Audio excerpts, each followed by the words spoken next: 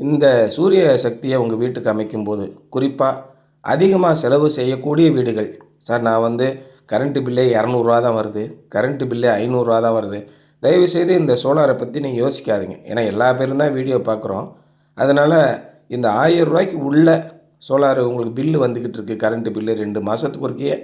1000 ரூ. 1200 தான் சார் வருது. ரூ. 200 ரூ. 300 இப்படி தான் வருது.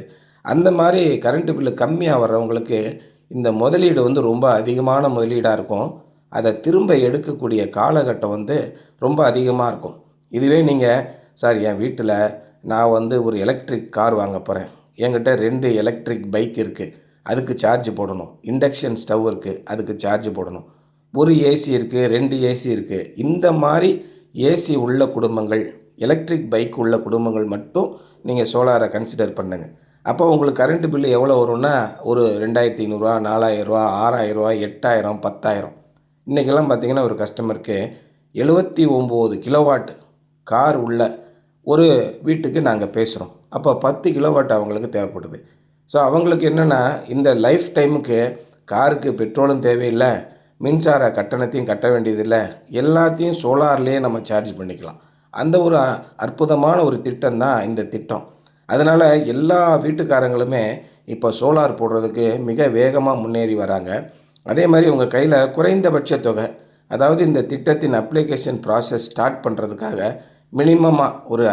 1000 ரூ. 1000லேருந்து ரூ. 5000க்குள்ள இருந்தா போதும். 2,00,000 வரைக்கும் கடன் தராங்க. "கடனே வேணாம் சார், சொந்த காசுலயே நான் போட்டுக்கிறேன்." அப்படின்னும் நீங்க போட்டுக்கலாம். வீடுல வந்து வசதி இல்ல, சோலார் பேனல் வைக்கிறதுக்கு சரியான இடம் இல்ல அப்படின்னா கூட, நாங்க என்ன பண்றோம், நேரடியா வந்து அந்த சைட்ட பார்த்துட்டு, என்ன மாரியான பாதுகாப்பு அமைப்புகளோட, என்ன மாதிரியான நம்ம வந்து போய் பராமரிக்கக்கூடிய வசதிகளோடு நம்ம சோலார் சிஸ்டத்த போடலாம், அப்படியெல்லாம் நாங்க யோசனை பண்ணி உங்களுக்கு செஞ்சு தரோம். அதே மாரி எல்லா விதமான சேஃப்டி முன்னெச்சரிக்கை நடவடிக்கைகளையும் எடுத்து நம்ம உங்களுக்கு பண்ணி குடுக்குறோம். இந்த மாரி சோலார் சிஸ்டம் அமைக்கும்போது, அடுத்து வரக்கூடிய ஒரு 20 ஆண்டுகளுக்கு உங்களுக்கு மட்டும் இல்ல, உங்க ஊருக்கும், நம்ம நாட்டுக்கும் வந்து மின் சுமையிலிருந்து ஒரு பெரிய விடுதலைய குடுக்குறோம். மின் உற்பத்தி பண்றது அப்படிங்கிறது சர்வ சாதாரணமான விஷயம் இல்ல. இன்னும் வரக்கூடிய நாட்கள்ல எல்லா விதமான உபகரணங்களும் சரி, எல்லா விதமான போக்குவரத்து வசதிகளும் சரி, அல்லது சமையல் உற்பத்தியா இருந்தாலும் சரி, நம்ம மின்சாரத்த நம்பி போகப்போறோம். மின்சாரத்த நாமே உற்பத்தி பண்ணிக்கலாம்.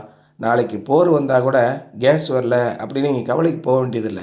இந்த மாரி திட்டங்கள் வரும்போது, எதிர்வரும் காலங்கள்ல நீங்க எதுக்கும் பயப்படாம, சுய தன்னிறைவு அடைந்து இருக்கலாம்.